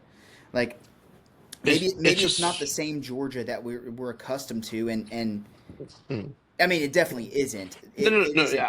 yeah, I agree with that. I think But it's just more surprising because it was at home. It's their first home loss in 6 years. no, That's a agreed. crazy stat. That is a Crazy crazy stat. stat. And honestly, um, not Gunnar Stockton. Carson Quarterback. Beck No, or the Ty quarter. Simpson. You're trying Ty to say that? Simpson. Ty Simpson, his yard total should be more because Ryan Williams dropped a freaking wide open touchdown. Which yes, wide I don't know what's open. going on with that guy. Is he still 17? I don't know. But that was an awful Bad. drop. Like that was right in his hands. Who was the Georgia kid that dropped one too later in the game? I was Yeah, gonna say it His canceled was out wide later. open too. yeah. Yeah, So it was almost so like the exact same play. so yeah. So I mean, obviously big win for Bama, no doubt about it. But I mean, could Bama turn around and lose next week to or this weekend to Vandy? I mean, maybe because I, because I Florida State played smash mouth football against Alabama at the Bama beginning of the season. That's what Vanderbilt does. guys, I'm just starting to lean that like outside of those really bad teams, that we might be getting blessed with a season where almost every SEC game is going to look like this. Like they're all going to just be Yeah, these close fight to the end games. Like 'cause like we said a while ago, like the top 12 teams are closer together of how good they are than far apart in this yeah, conference. Like, I mean, think about like last week, the Tennessee game, this game, A&M game, the Oklahoma Auburn game last. Every game is coming. They're just close, good football games, and we might just get a full slate of that every weekend. I yeah, Like mean, they're just it's all that much closer together in talent. and take the under. SEC unders are now a thing. yeah, for sure. Like, I mean, this year going into this year, like everybody was so hyped on. They're like, oh my gosh, the SEC quarterback class this year is unbelievable. Like, there are so many like Heisman candidates. You got Arch, you got Nuss, you got freaking Mateer, all these names, and honestly, the defenses are showing out more than the quarterbacks are. And And I would of the four favorites of quarterback play are probably not even in the top five right now oh, not in even Yeah. SEC. close. I mean, Not even Arch is close. out, Nuss is out, Sellers is out, Mateer's Pavia and literally out. Chambliss probably are the top two. Yeah, Hmm. Pavia, Chambliss, Simpson. I'll toot my own horn. Reed Yeah, I Yeah. 4 mean, 0. You know, you can't. Yeah, for you Like, sure. we didn't can't. even Hard to mention argue right now. Lagway. Lagway was the number one Oh of all yeah, those guys on some people's board, and absolutely. they're so far down. So the consensus top five guys to win the Heisman aren't even the top five that have played this year. That's crazy to think Yeah. that they've all fallen that far. Yeah, well, I think to Lucas's point too, it's like yeah, like they've maybe fallen, but I think the defenses have been playing really well too. So it's just kind of that balance of which obviously there are some cases like Arch has not looked good, Lagway has looked horrible. Like there's definitely cases of that, but I think the defense is kind of giving them fits too. I mean, I think you give credit where it's at. So I mean, right now, looking at the updated Heisman odds from FanDuel, Ty Simpson has the best odds at plus 1,000 in the SEC. Right now, Dante Moore is the leader. Um, yeah, and then next on that list is Trinidad Chambliss at plus 1,500. And then you have Gunnar Stockton at plus 1,700 and Diego Pavia right with him at plus 1,700. So the best odds are Ty Simpson at plus 1,000. And I, I think Bama loses one, maybe two more games, possibly. yeah, So definitely a possibility At Mizzou in 2 weeks. yeah, We'll keep an eye on that one. I mean, for sure. don't sleep on Vanderbilt either. Like, Yeah, no, yeah, absolutely not. But yeah, it's interesting. So yes, I think Bama's obviously better than Week 1, but I also don't know if Georgia's maybe not that good. Yeah, again, I just think that the talent gap has shrunk, and we just have a full blown deep SEC, and It's it's like gonna be awesome. any it's given fun to Saturday, dude. watch. It's like the Yeah. NFL. Like these games are It's all going to be it's gonna be close. awesome. Yeah. Well, let's get into our last game, our last primetime game, Oregon and Penn State. So Oregon absolutely controlled this game all the way through. They were up 24-10 with like 7 minutes left or something like that. Penn State comes roaring back, ties it up in the last couple minutes. Um, and then Oregon scores first play in overtime. Haller throws a pick first play on their overtime, and then that's all she wrote. So come Pretty roaring back in the anticlimactic. whiteout. Yeah, I was gonna say the big roar back to get in overtime, and then just completely flopped. So Oregon getting the win on the road. Again, the narrative that just keeps on giving is James Franklin's inability to win the big game when it matters. So it was a tough loss for them for sure. Dude, offensively they're horrendous too. I feel like Oh yeah, this is very similar to the LSU Ole Miss game where Penn State's defense was on the field for the entire first half. Like they were yeah, gassed by the end of it. Especially again, I don't think Oregon goes as fast as they used to. They definitely don't. Um, no, but I mean, Penn State's defense was on the field the entire time because their offense couldn't generate anything. Like the first half, they generated nothing. It was super bad football to watch, but Penn State's defense kept them in it.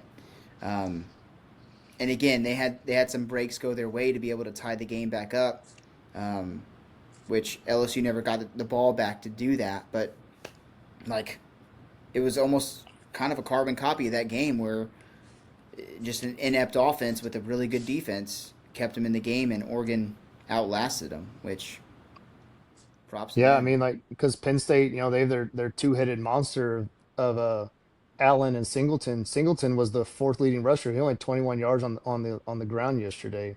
Yeah. So and they had him still. I mean, Katron Allen only had 54 yards, and then of course Allen only throwing for 137. I And mean, and a how much lot of of that that was in the was those. last draft? That's what I was about to say. Like those last two drives where they went down to score and tie it. I mean, that's where probably a big chunk of those yards came out of. I mean, they Well, had 3 points until like the he had a 35-yard touchdown pass. Like That's almost a quarter of the yards right there. Yeah. Yeah. Yeah. So just everybody was very high on Drew Aller coming into the season, but I mean he's definitely underwhelmed to this point. So I think every quarterback that was mentioned in the offseason has underwhelmed. Like yeah. everyone that had like a first round grade or possible could go first round in this draft has all flopped, Oh yeah. at least along with expectations. Which kind of Hmm. cracks me up because I remember going into this past draft, it's like, man, like there's not really many quarterbacks, but just wait till next year's draft class. So it's like, now are we going to kind of have the same conversation in April next year that we had this year, where it's like, oh, well, there's quarterbacks out there, but how good are they really going to be? Like, Yeah. Uh, NFL scouts will still drool over Drew because he's 6'5", 235. Like he's got the build, and yeah, Yeah. somebody will say, "Oh, we'll be able to tap into the talent, so it'll be the fine for all those guys." intangibles. Yeah, like The there's still intangibles are teams. the downfall of the NFL, man. Yeah, Like, there's still a lot of guys saying that you know teams should be tanking for sellers. Just get him out of South Carolina and he'll be fine. He's just in a bad situation. I'm like, you're just looking at what Anthony Richardson was. Yeah. yeah, Super uber talented guy that just might not be able to play quarterback. Lagway, same thing. Super uber talented. Lagway's more of the head case though. I'm not sure. yeah, So they'll all still get drafted, but they're just not living up to what their expectation was coming in this season. Agreed. yeah. So But Penn, I mean, but Penn State's, I mean, they're scheduled the rest of the way, and they still got to go to Ohio State in they're November, fine. They're and then fine. the next week they got Indiana at home. So I mean, it's you go 1-1 in those, you're still in. Yeah, Yeah, and I mean we didn't touch on I mean on Ohio State, but I mean Ohio State was in a barn burner with Washington for a little bit. Like it took Penn State, I mean Ohio State a while to kind of get that first touchdown on the board. So yeah, but they are walking Julian saying through such a slow process. Like they're not doing anything creative offensively. Like they're not Yeah, making him have to go win football games. I think they could have scored 40 something points if they wanted to, but they were just running the ball and being okay, knowing that like they were almost playing with Washington. Like I want I to didn't see watch you. it. That they were Yeah, like, I want to see you move the ball on this defense and score and make us have to play offense. And they didn't. And like Damon yeah, Williams is a good quarterback up there. Washington's a decent football team, and Ohio State's defense just toyed with them. Like yeah. actually, we're playing cat and mouse. Like I want you to show me something, and they couldn't. Oh yeah, really? So Did you watch it? no, No. I watched a lot of tape and stuff today, and Yeah. listened to a lot of people talk about it, and they most of the consensus is Ohio, even though it was close early on, Ohio State might have separated themselves. Like they might just be really, really good. Really? Like the defense might be better than last year, and the defense was amazing last year. Yeah. So yeah, apparently that's what it was. And this is a couple people that are really tuned in with Ohio State football. Like Yeah. this offense is just until saying has to, we're gonna roll them out as slow as we can. So. So we'll see. sounds like a repeat's probably in the works. They're probably Uh, the best team in the country then if they're saying that. it seems so, and they're probably the best defense in the country, even Yeah. after losing what they lost. Like they're really good. Yeah. It's wild. Time will tell. Yeah. Um, saw the game. Oh, I guess the one game we didn't touch on, Illinois and USC. Illinois sneaking out a game-winning field goal against USC in the last minute. So Maeva for USC threw for 364 yards. Altmaier 328. So I mean, it was just a back and forth game. So a lot of fun to watch. And then Illinois, especially bouncing back from that tough loss to Indiana, coming back and being able to win that one. That was It's a big a win. good a big win for them. So against the USC team, I mean that they're a lot seem like they're much improved from last year. I mean 4-0 coming into the game. I mean haven't really got a big sample size of what they really are, but I mean it was a good. good win for them and for conference at least. So What Yeah. that was an 11 a.m. kickoff as well. I believe Uh, so. Yeah, I Dude, think it those are was. so yeah, it it was was. It it, was it was 11. big noon. It was big noon. Dude, that's so brutal. Like, I mean, it is what it is, but that's like kicking off at 9 a.m. what they're used to. Like Yeah. whenever they have to go Yeah. across country like that, I- like as a someone who bets, like you, that's something to look at whenever those West Coast teams have to go east. Like that's a little bit of a sharp play, Well, in and Yeah. my Yeah. I opinion, at mean, least. they even mentioned that in the broadcast, like so like their last 3 weeks. So they traveled to Purdue and then they came back home, played Michigan State, and then they had to travel back across to go to Illinois. So it's just like that constant just back and Yep. forth travel. It just wears on you. And then a kickoff at 9 a.m. what you're used to. Yeah, That doesn't that's sound very tough. fun. no. No. That's all. That was the whole reason I picked Oregon over Penn State. And I said if that would have been big noon, I would have picked Penn State Yeah. because or having to ask Oregon to do that is crazy. So, Hmm. hey, and we keep having the conversation about James Franklin, but Lincoln Riley isn't exactly winning any big ones at USC either. No. No. And that's becoming quite a bit of a narrative over there.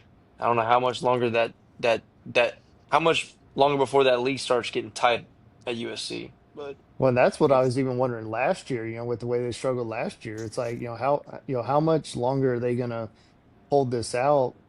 Because what was it, 3, 4 years ago? I mean, he was being considered for NFL jobs. And now here he is. It's like, how much longer is he going to survive at USC if he can't start winning the big ones when he needs to? yeah, I don't know. it's a yeah, fair question. It would just add to the coaching carousel that's going around right now, which there's if that job opens up, gosh, Well, there's going to really, be because look at what they got coming up. They got a bye week this week, but then they got Michigan at home. Then they got to go to Notre Dame. Then they got to go to Nebraska. Like that's 3 straight games. That's a tough stretch. So that's and a four lot of straight they're travel. games that you're playing against. they're not winning all three of those. No, they're not. No. And again, it's that back and forth again. So now you're coming back home. Then you got to go back over to Indiana. And then you got to come home and then you got to go back over to Nebraska back to back weeks. That's tough. Then they still got to play Oregon in November. So it's not great. It's not looking good for my dark horse. 8-4. I'm seeing 8-4 on that schedule. Yeah, It's looking that way, but yeah, that's all the big games. Did I miss any of them? thanks about it. Northwestern won a tough one against UCLA. Oh Oh God. God. That's just a cover your eyes game, man. Nobody. The ratings for that had to be 7 viewers. There is no way anybody was on their couch saying, "I have got to watch Northwestern and UCLA play football." So bad, man. Oh man, Mm. that's tough. All right, well, let's get into our games of the week. Do we have to?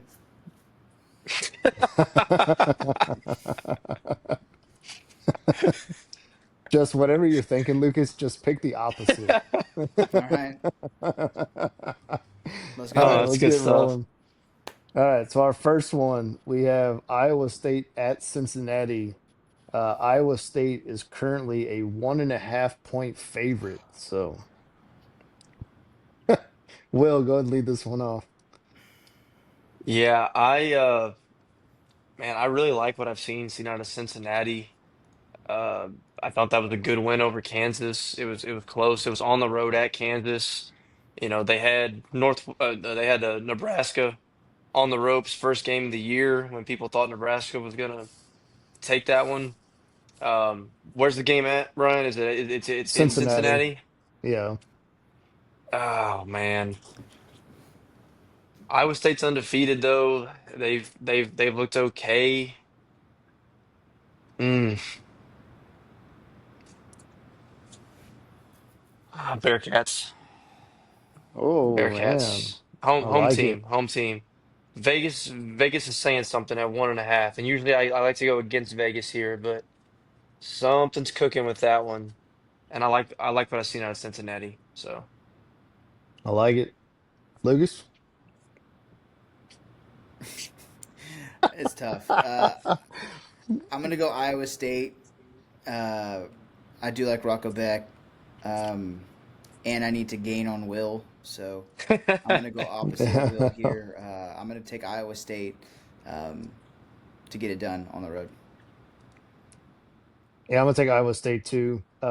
They looked a lot better. I know we said Arizona's not a great team, but they looked a lot better than what they had looked. I mean, they only beat Arkansas State by 8, beat Iowa by 3, which obviously that's a rivalry. But I think Arizona kind of gave them a chance to kind of get it going. So so I think they'll be able to go in. I do think it'll be a good game for sure. I think Cincinnati's definitely got a shot, but I think that Iowa State's going to end up pulling this one out. So. Well, let's go Vanderbilt at Alabama. So Alabama is a 10.5 point favorite, but Vanderbilt did find a way to win it. Granted, it wasn't Vanderbilt last year. So there's no home field advantage at Vanderbilt. No, yeah, that is true. So find a way to win that one last year. So we figured why not? Let's put it back on there. So Lucas, you want to lead this one off? dude, I want to go. I want to go with Vanderbilt so bad. I think Diego Pavia is like the biggest gamer in college football. Like undersized, just a grinder. Him and Haynes King just get stuff done. Uh, just for standings wise, I'm going to take Alabama. I hope Vanderbilt does it again, but I think Alabama takes it. All right. Yeah, Well, it would be awesome to see Vanderbilt have a 2-game win streak over Alabama. That would be so awesome.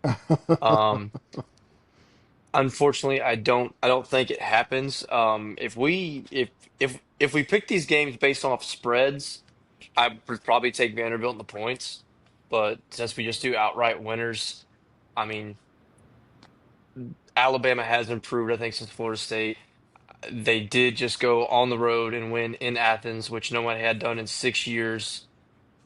So I'm gonna roll Alabama here, but I'd probably take Vandy in the points. I think Vandy's got a hell of a shot to stick with them.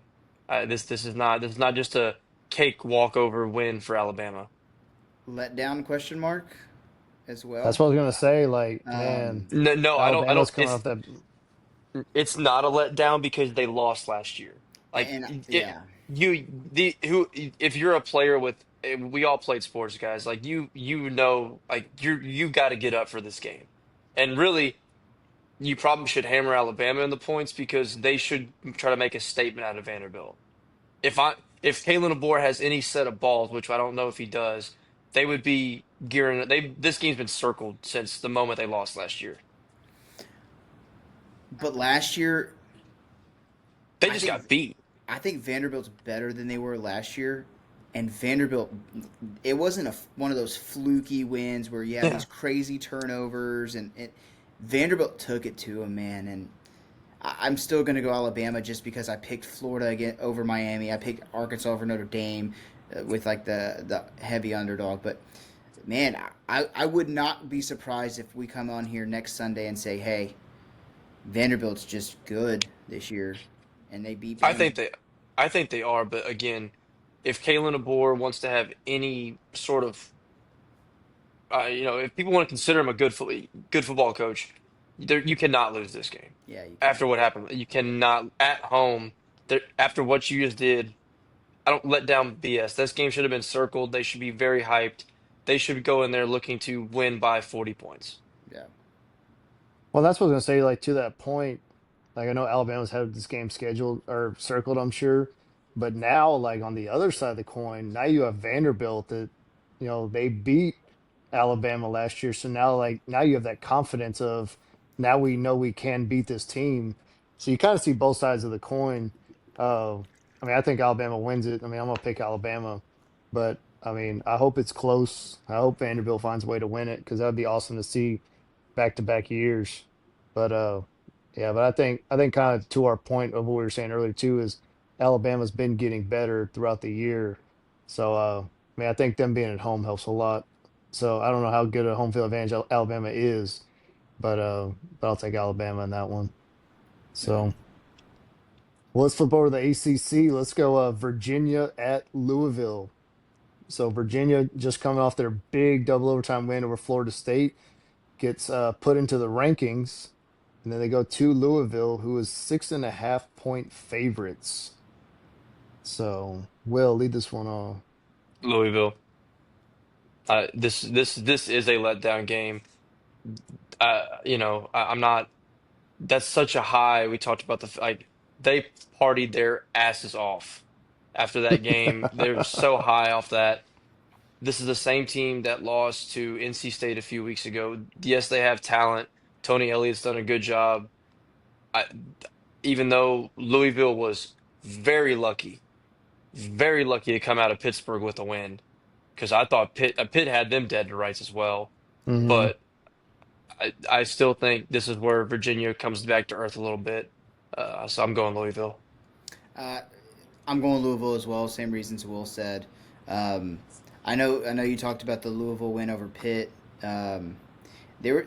I was watching part of that game, and there was a call in that game too that was a little suspect, where there was a Louisville had a short field after a muffed punt, which um, so it was a muffed punt, but there was a running into the Oh, punter, kicker, whatever you want to say. yeah return man, and they Oh, okay. they wait and it hit the return man. The ball hit the return man, and they recovered it, even though he called a fair catch, got ran into, touched him, and he muffed it, and they yeah it was whatever. But like you said, let down game, big time for Virginia going to Louisville. Um, yeah, give me Louisville. Honestly, give me Louisville in the points or to cover the spread. To be honest. Yeah, I think the same. I think Louisville, I think they're playing good. It was good for them to be able to come back and take Pitt down last week. And so, like you said too, like Virginia's going to be big time let down this week, coming off that big high. So I think Louisville's going to humble them pretty quick. So I'll take Louisville as well. That's a good Pitt team, by the way. I Yeah, think so too. And it was, yeah, and go you had to go 2-2 Pitt. I mean, Yeah, it's a good win. yeah, I agree. for sure.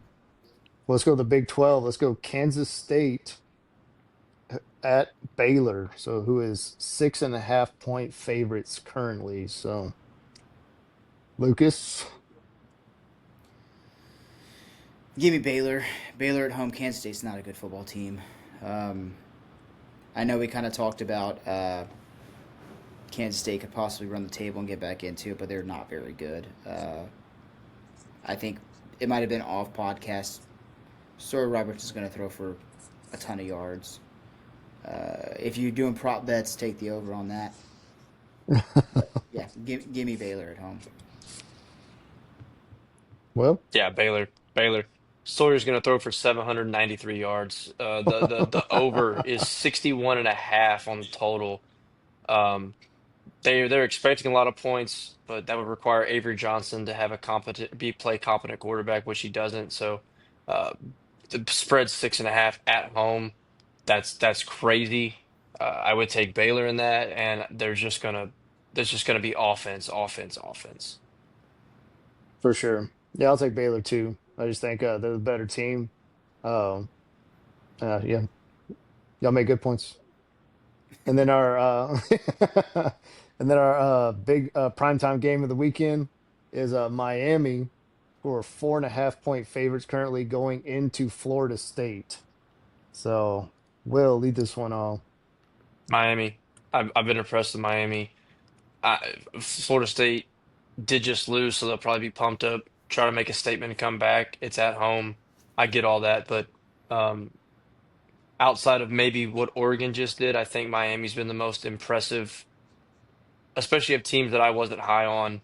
They they they've been the most impressive to me. So I still think they can go in there and get it done. And 4.5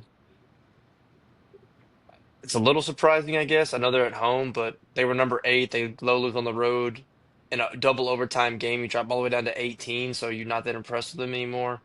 I don't know what's going on there, but yeah, Miami. I think Miami now is the class of the ACC this year. I like it. Lucas? Um, Give me Florida State at home, man. I think they got embarrassed against Virginia with that loss. Obviously, um, I think they're going to shake up the ACC here. I think this is going to open up the door for multiple teams to kind of take reign.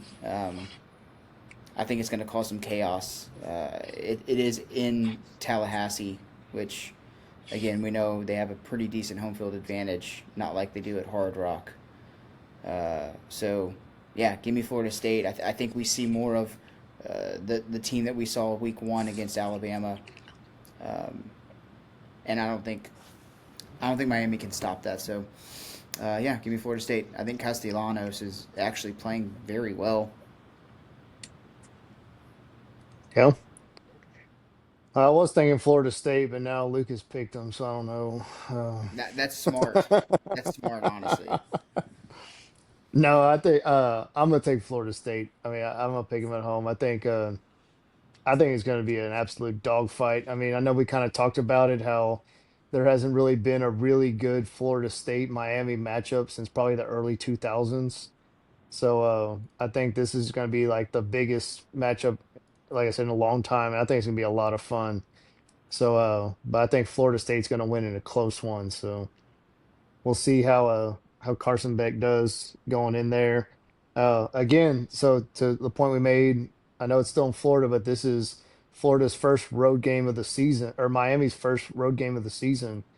So we'll see how that goes as well. But yeah, I'm gonna take Miami and or Florida State in this one. So we'll see how it goes. All right. Well, that's our games. Any closing thoughts? How are the Cowboys doing? I turned the game off. They are down 34-30, driving with 1 minute left. Hmm. So they at least covered the spread. What was it? Six? 6.5, yeah. 6.5. Good teams win, So great teams cover. That's right. this would be par for the course, though, if they find a way to win this game and get everybody's hopes up again and then just fall flat on their face later on. And Pickens is about to score. He just scored. Holy cow. Mm. With 40 seconds left. Plenty of time to kick a field goal. Yeah, that's just a tie, though, at least. So well, hopefully, this would Yeah. be the perfect time for Brendan Aubrey to all of a sudden forget how to kick and miss an extra point. That would be That would be nuts. about right. Yeah. Well, let's close this thing out before that does happen. So, all right, we appreciate everybody listening. Continue to like, subscribe, share, tell your friends, tell your family. Continue to follow our TikTok, like all of our videos, share them with your friends, share them to the world. And until next time, we'll see you next week. See ya.